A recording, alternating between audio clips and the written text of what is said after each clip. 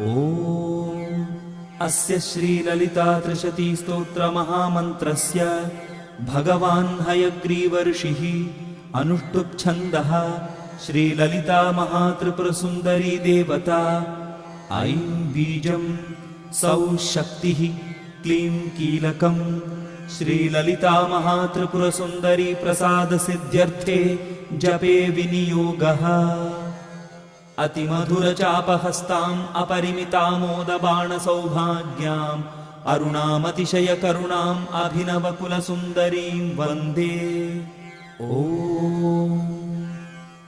श्रीहयग्रीव उवाच ककाररूपा कल्याणी कल्याणगुणशालिनी कल्याणशैलनिलया कमनीया कलावती कमलाक्षी कल्मषघ्नी करुणामृतसागरा कदम्बकानना।